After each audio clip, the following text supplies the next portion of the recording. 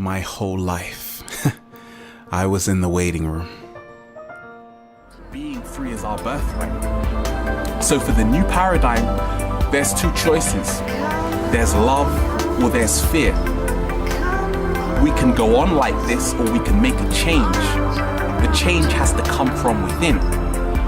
When you take back your power, when we realize that a human being is the highest form of technology on this planet, then you will liberate yourself, and also you will pay more homage to your body, because you realize that your body can do things no computer can ever do. The quality of our lives is directly proportionate to the quality of the questions that we ask. We create as we speak. The closer I am onto the frequency of what I'm supposed to be doing, the more perfect life is, the more synchronistic things happen, the more love and laughter I experience, and the more fun I have. Harmonious, happier, and peaceful is a community. That's our goal. So in order to achieve that, I think first, very important to realize every individual human being have a responsibility to humanity.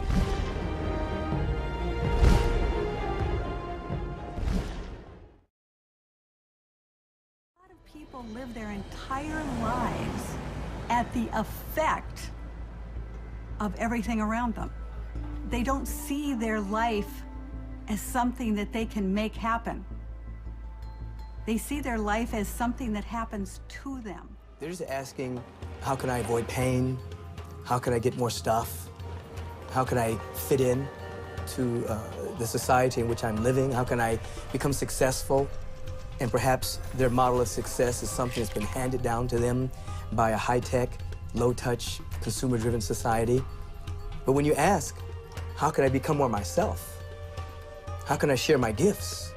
How can I activate my potential? Now you begin to activate the spiritual faculties within you that allow you to hear the inaudible and to ultimately see the invisible. We've all heard, ask and you shall receive, seek and you shall find, knock and the door shall be open. This is a law. The universe is always seeking to wake us up. It's always broadcasting what's within us, the powers that are within us, the gifts that are within us. If we ask the question, we've now become receptive. We all have very different abilities. We have very different talents. We have very different gifts. And most school systems are designed to ignore them. But the problem is, with the education system, is that it's a system. And it's a system that's based on the principles of manufacturing and industrialism. There's a reason why some people can't figure out what they want. And it's because when they were growing up, their parents never let them decide on what they wanted. And know that every moment is a choice. And you're either choosing closer to your gift or moving farther away from it in every single moment. So what do you want to choose? You know it's your gift when it's natural, when it feels beautiful and simple. And everybody already knows that.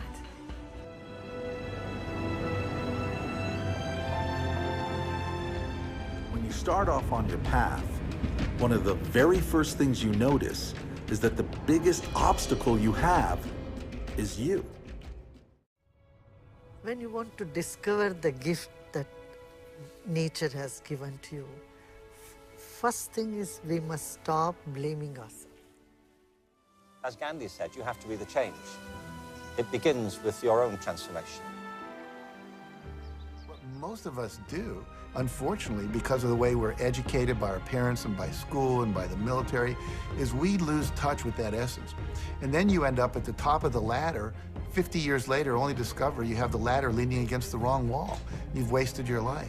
Not to discover your gift is to die with the music inside of you.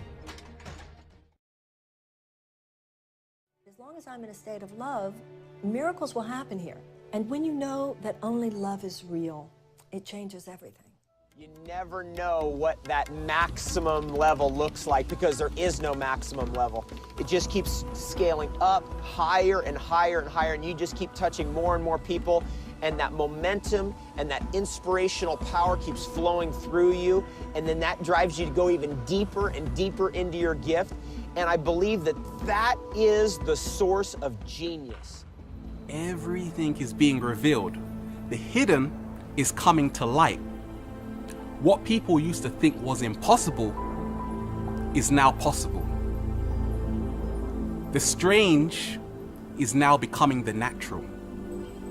The whole world is waking up in terms of looking at how we are addicted to so many things outside of ourselves. Instead of taking a look at our own lives, many of us are just focused on other people's lives because it seems more glamorous, it seems more entertaining, it seems more glorious.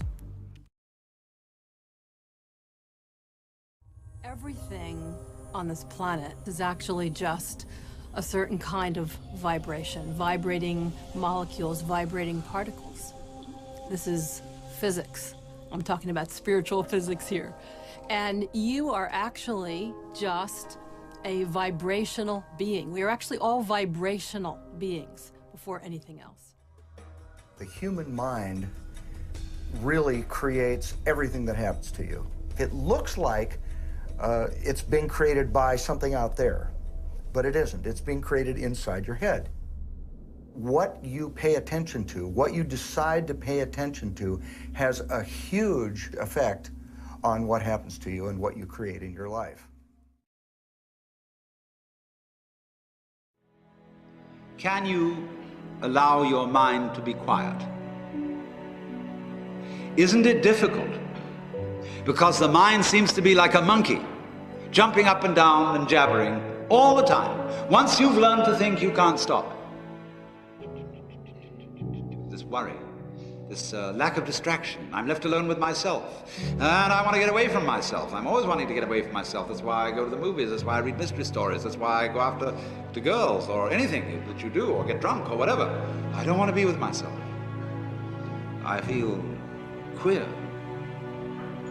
So, well, why do you want to run away from yourself? What's so bad about it? Why do you want to forget this? Why do you want to become yourself? Because you are addicted to thoughts. We're not here for that long anyway. But to spend almost half of our life lost in thought and potentially quite unhappy, don't know, it kind of seems tragic, actually, especially when there's something we can do about it. When there's a positive, practical, achievable, scientifically proven technique which allows our mind to be more healthy, to be more mindful and less distracted. And the beauty of it is that even though it kind of need only take about 10 minutes a day, it impacts our entire life. Love or fear? I lived in fear. It's no excuse, but it was mine at the time. I would ask, there must be more. I wanted to see the world, to live the dream. So I said to myself, it's time to live free, to let go, to plunge yourself into life without fear. And I haven't looked back since. So it's beautiful right here, right now in the new paradigm. The time has come to take back your power, to realize that you are worthy on the planet. And this can only be done by first knowing thyself and realizing that the true gift lies when you see it and open it, and you don't take it for granted. Every day I'm thankful because I realize it didn't have to happen, but it did.